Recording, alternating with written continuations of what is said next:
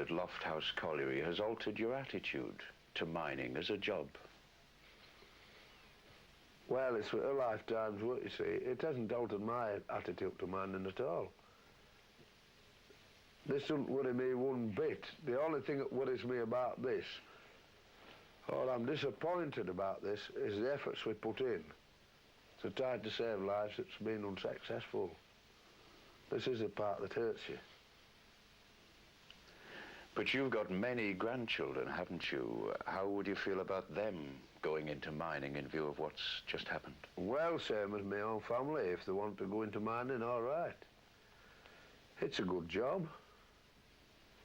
It's a good job. I don't associate mining any more dangerous than lots of other jobs, such as fishing. A fisherman's job to me is just as hard as mine. I wouldn't go out on trawlers fishing. I'm comfortable down pit. Don't worry me being down pit, because it's an environment that I enjoy.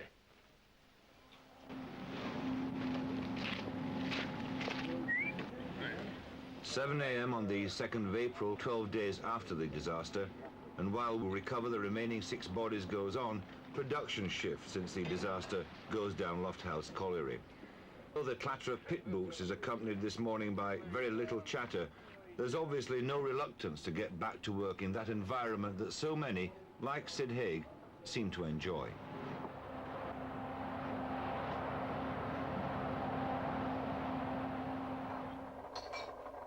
Stanley is a district which provides well for its old folk. 8 community centres dotted about the district serve as all-purpose meeting places. And in one of these centres, a group of old pitmen talked about the life that they had enjoyed. Well, I enjoyed it while I was there. I started when I was 13. I started as an office boy in the pit bottom. And then I gradually worked myself up into different grades. I did every grade there were, from haulage, pony driving, timbering, coalface working, shot firing. How proud are you of the fact? Oh, I'm proud at the time. Very proud. You know, in those days, with no choice. With the good at pit as soon as we left school. I did 52 years at pit. And I did nearly 50 at Lofthouse. And that my father and 7 sons worked at pit. Father and 7 sons. When I was a young fellow and the manager came round and he come round with his wife. He said to me, "How many children have you?" "Frank," I said, "I've 4 boys." So he said, "My word," he said, "we shall have 4 good colliers, shan't we?" I said, "Not on your life, sir." "What do you mean?" I said, "I wouldn't allow him to come and have your job." That's how I feel about it. Why do you feel so bitter about mining? Because we were hurt that much. Thomas, do you feel like that about mining? No. It's all right in mining, but it was a lot better in the olden days than what it is now, in my opinion. Look, to us as outsiders, it's a dirty, dangerous job without any compensations at all. Well, what are the compensations? Yes, it's because you're not brought up into it, are you? We brought up, we're bred and brought up in the pit. And as such, we don't know any different. And if it's my time to come over again, I suppose I should go into the same. Because I like the mining. I like pit work. I should like. It's bred in you. Yeah. What about the women folk of a mining community? Do they share this feeling? They do, to a point, but they don't like it. They're thinking about the men folk, who's away all day, and they're just looking through the windows when it's nearer time. When I was to Newmarket, as my pudding and the Yorkshire puddings never went into the oven till they saw the pit bus. When they saw the pit bus there, and they could just look and see it's coming up, they was told that it's coming up, all right, get them in the oven. Annie Collins spends much of her time now looking after the interests of old miners. Her father, husband, father-in-law, and 2 brothers were all miners. How did she feel seeing her man off to the pit every day? Well, naturally, you get up on a morning, as we always did, and got them a bit of something ready before they went to work, and put their lunch up, which consisted of probably 2 slices of bread, either a bottle of cold water or a bottle of cold tea. And they take that along with them, and you sort of say good morning. And then you wonder what time they're going to return. And it's an heartache all day, all day long. You keep giving them thoughts and thinking, I should be glad when it's time for them to come home. And when you do see them return, you just feel to yourself, well, that's another day over. But to my way of thinking, any woman who's married a miner lives in fear all her life, whatever is down the mine. But a disaster brings hidden fears like that to the surface. Would Mrs. Haig like to see her husband leave the pit now? Well, yes. I think every woman now round here would like their husband to come out of the pit. We don't have to express these fears to men because they think, well, you know, sometimes they say, well, you're talking silly, or I'll be all right, and so you keep these thoughts to yourself. Would you ask them to leave? No. No, it's for them to decide. I think you sort of live for each other. And what pleases your husband, you usually try to think it pleases you, or you try to do at any rate. I think there are a lot of wives in this district who would be happy to see their husbands leave the pit. Yes, I'm fully sure of it. But you can't disturb miners to that extent. You have to try to be as peaceful as you can, knowing fully well that they will never speak of conditions or what happens or anything while they're down there. So you have to let them go with a contented mind. And contentment's a great thing, I think, to a miner. Contentment is obviously vital to all men with potentially dangerous occupations.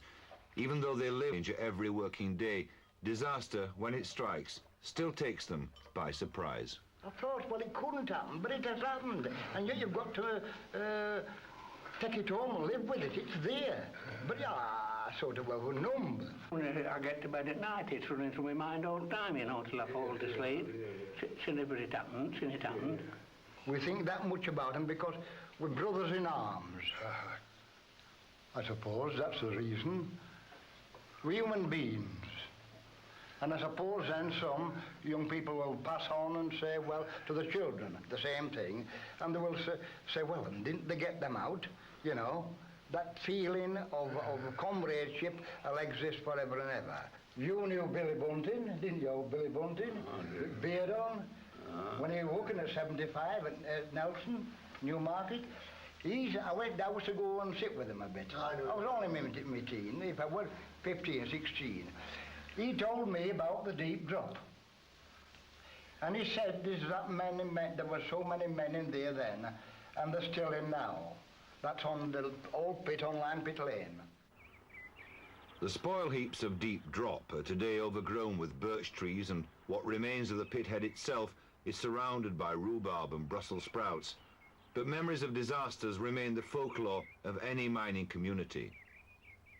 Here on the 4th of March 1879, only a mile from the present Lofthouse Colliery, an explosion of fire killed 20 men over a widespread area underground.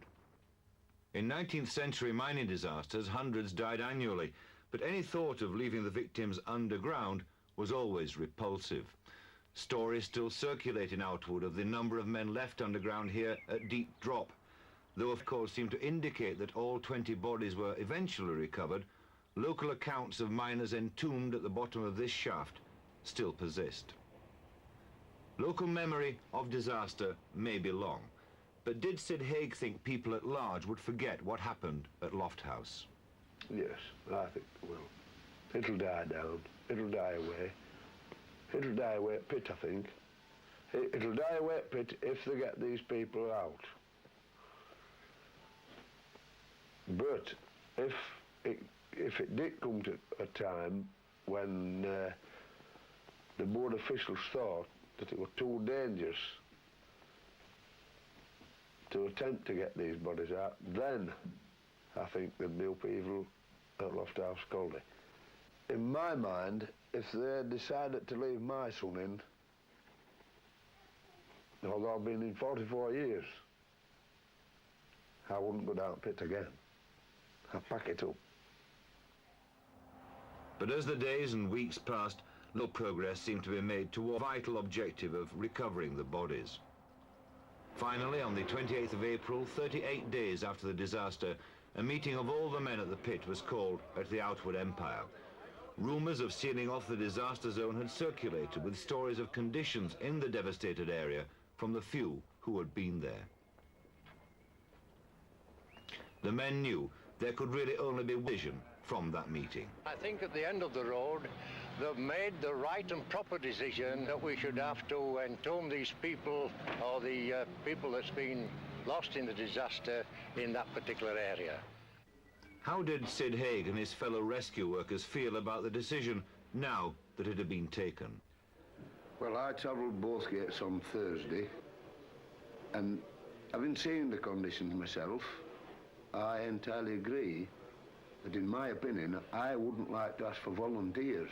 I would be exposing them danger and a risk that's not warranted. So I say no. I'll let my lad stay where he is along with the others. My own opinion, I'd like to go and get them out. But you've got to go with people what's more knowledge and what's more experienced than me, although I've been in mining life all my life. Well, I'm a local boy, like all my colleagues here is, and I should be a poor man to walk about this village. To think that I sanctioned for a man to go in there, lose his life, the nation will go against us, and everyone else in the village cry shame on us, which will be fair enough as well. You talked to us earlier, after the disaster, and you told us that if the bodies weren't recovered, you would leave the pit. That's what I said. But of course, this, of course, was a real decision at that particular time. But seeing the conditions of the gate, of both gates in fact, now I've got to repent that decision, because I think for a few years I've left to work up it, I'd rather pass my knowledge on to other people while I still remain at Lofthouse. Are you all aware at the height of that tunnelling operation that it was really in vain, that the men... No, at that time. No. Not at the time, no. There was nothing in vain until we knew for certain. Till we got there was no effort too big until we knew for certain there were no life. Of course we took these risks. Of course we knew that another inrush of water would trap us. But this is a chance you take for life. You take this chance, you don't worry about risks. When you're fighting for life, you take all the risks it involves. And now, of course, there is no life, so there's no point in risking life. But it leaves the situation a little bit. Now, the decision has been made. And of course, they're going to consecrate a piece of ground where this happened at Low Lath's golf links, somewhere around that area. And they're going to set a memorial up with an access road to it, and it's going to be maintained by the coal board as a memorial to these 6 lads that are still down there. A week later, on the 6th of May, a memorial service in Dr. Tracy's Cathedral Wakefield lends an air of finality to the disaster. The official inquiry opens in Wakefield next Wednesday, but with this memorial service comes a sense of relief for the family workmates of the dead miners. From today, they can begin to push further back in their minds the tragedy which struck the mining community of Lofthouse, and yet stirred us all with its stories of the courage, selfless determination of the rescue workers.